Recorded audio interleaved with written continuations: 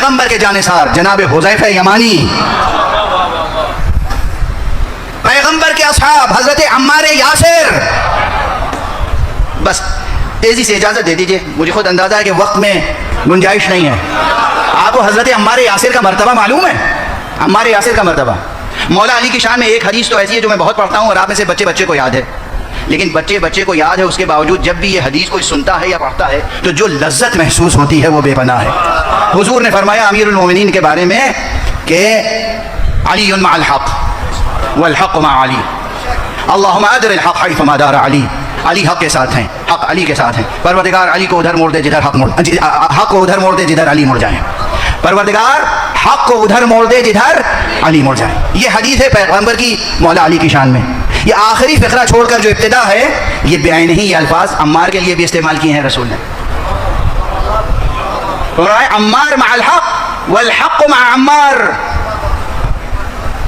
रसूल ने फरमाया है, रसूल ने फरमाया तो देख लीजिए अम्मार जिंदगी भर किसके साथ रहे? अम्मार अली के साथ रहे, अली अम्मार के साथ।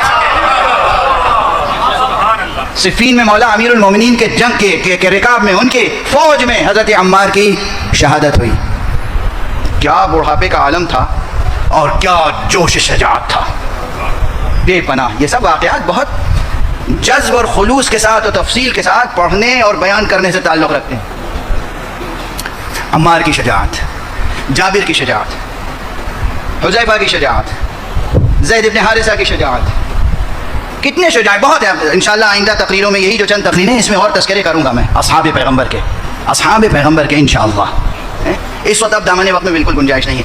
दो अहम नुक्ते थियोरिटिकल बेसिस दो लेके जाइएगा उम्मत सालिहा, उम्मत मुस्लिमा, उम्मत इस्लामिया, उम्मत तस्लीम और रज़ा, उम्मत कुरान बनने के लिए जहाँ तक भी आवाज़ जा रही है। पहली चीज़ यकीन हासिल हो सही एतिक़ादात पर, यकीन हासिल हो सही एतिक़ादात पर। दूसरी चीज़, ये सही एतिक़ाद का मतलब क्या होता है? सही एतिक़ाद का मतलब होता है हक़। सबात से हक़ का भी ताल्लुक़ है। खुदा की कसम, अब तशरीह शायद कल कर सकूँ, ये जुमला ले लीजिएगा, शुआरा और उदबा मौजूद हैं, वो अपनी तख़यील से काम लेकर इसको तफसील से बयान कर सकते हैं और नज़म कर सकते हैं। हक़ के मानी ही है वो हकीकत जो साबित हो। हक़ वो हकीकत, वो वाक़इयत, वो हस्ती जो साबित हो उसी को हक़ कहते हैं। जो साबित न हो वो बातिल है। तो अगर हक़ पर यकीन होगा तभी सबात ज़हन भी हासिल होगा, सबात क़ल्ब भी हासिल होगा, सबात कदम भी हासिल होगा। और अगर बातिल का उन्सुर है तो बातिल कभी किसी मैदान में ठहर ही नहीं सकता। इसलिए कि हक़ के लिए है सबात, बातिल के लिए है ज़वाल। जितनी देर तक भी बातिल फरेब देता रहे फरेब ही होगा, बिलाखिर उसके लिए ज़वाल है। बका, सबात, इस्तिहकाम सिर्फ और सिर्फ हक़ के लिए है। और अगर कोई हक़ को पहचानता है और हक़ पर यकीन रखता है तो फिर खुद ब खुद उसके अंदर सबात कदम पैदा हो जाएगा।